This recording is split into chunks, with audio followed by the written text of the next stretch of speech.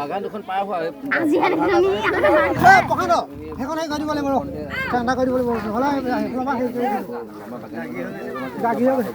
পিঞ্জৰাবদ্ধ হৈছে আৰু কিমান আমাৰ এই গোলাঘাট বেটিয়নী নৰা গাঁৱৰ কাকতি গাঁৱৰ মধ্যস্থলতে দুইখন গাঁৱৰ ভিতৰত এতিয়ালৈকে এইটো 16 নম্বৰ বাঘ আমাৰ পিঞ্জৰাবদ্ধ কৰা হৈছে।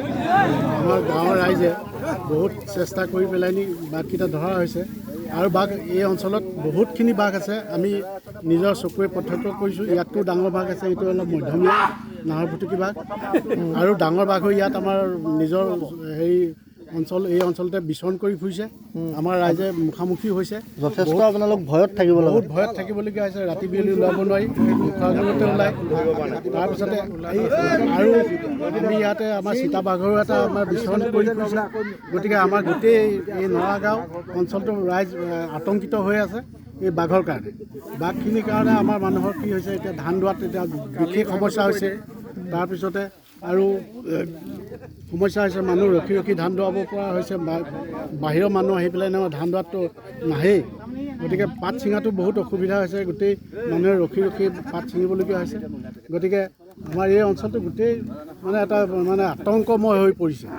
চাৰিওফালে বাঘে বাঘ। ইয়াতকৈও ডাঙৰ বাঘ আমাৰ প্ৰত্যক্ষদৰ্শীয়ে দেখিছেও ইতিমধ্যে এই অঞ্চলতে ঘূৰি আছে। বন বিভাগক কি অনুৰোধ জনাব? বন বিভাগক জনোৱা হৈছে। বন বিভাগ আহেও মাজে মাজে, কিন্তু তেখেতসকলৰ পৰা আমি মানে সহায় পাওঁ যদিও তেখেতসকলতো আৰু বিভিন্ন জেগাত যাব লাগে। গতিকে এতিয়া আমাৰ এই অঞ্চলতে আকৌ এই নৰাগাঁৱতে এইকেইদিন 3-4 দিন মানে হাতী এজাক আহি পেলাই নি 35টামান হাতী আহি পেলাই উপদ্ৰৱ কৰিছে।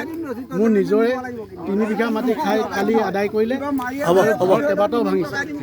কৈছোঁ যে আমাৰ এই গাঁও অঞ্চলৰ যিখিনি অনিষ্ট কৰিছে, মানে গৰু ছাগলীৰ পৰা আৰম্ভ কৰি তেওঁলোকে গোহালিৰ পৰা ধৰি আনিছে। আৰু ইয়াত এই এটা বাঘেই নহয়, 3-4টা বাঘ আমি বিচৰণ কৰি থকা দেখিছোঁ।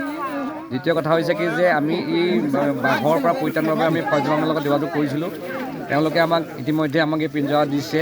গতিকে আমাৰ প্ৰশান্ত দাসৰ পদক্ষেপত মই বিশেষকৈ কাকতি গাঁৱৰ ৱাৰ্ড সদস্য হিচাপে তেওঁলোকৰ সহযোগ ৰাখি এই প্ৰচেষ্টাত আগবঢ়াইছিলোঁ। কিন্তু আজি ৰাতি তেওঁ এই বাঘটো পিঞ্জৰাবদ্ধ নহয়, দিনতে হয়।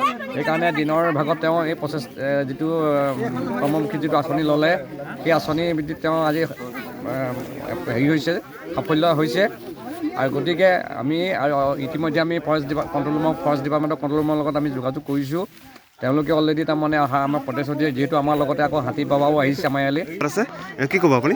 মানে বহুত ভাল লাগিছে। বহুত দিনৰ পৰা পিঞ্জৰাবদ্ধ কৰিবৰ কাৰণে চেষ্টা চলাই আছিলোঁ, কিন্তু যিহেতু মানে আজিকালি বাঘ মানে পিঞ্জৰাৰ ওচৰত আহি পেলাই ৰখি থাকে, কিন্তু নোসোমায়। কিন্তু আজি ৰাতিপুৱা সোমোৱা নাই। ৰাতিপুৱা 4:30মান বজাত আহিছোঁ। মই চাই যাওঁ, সদায় আহোঁ। কিন্তু 7:30-7:30মান বজাত ফচিছে। কিন্তু মানে ভাল পাইছোঁ, মানে যিহেতু আমাৰ যিটো স্বাৰ্থ, মানে যিটো কষ্ট কৰিছোঁ তাৰ যে সফল হৈছে, সেইটো কাৰণে বেছি ভাল পাইছোঁ।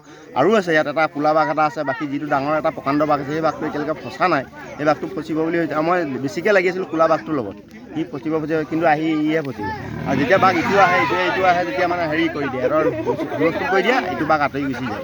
ক'লা বাঘটো আপুনি নিজে প্ৰত্যক্ষ কৰিছে? প্ৰত্যক্ষ কৰিছোঁ, 3বাৰ ওপৰত প্ৰত্যক্ষ কৰিছোঁ। কিন্তু ই আহে এইফালে গুচি যায়। কিন্তু ইটো বাঘে যেতিয়া চোচা মাৰি যায়, সেই বাঘটো এতিয়া মানে পোৱা নাই। মই ভাবিছিলোঁ এইটো বাঘ আহিব, সেইটো বাঘৰ কাৰণে মই বেছি মানে হেৰি কৰি আছিলোঁ।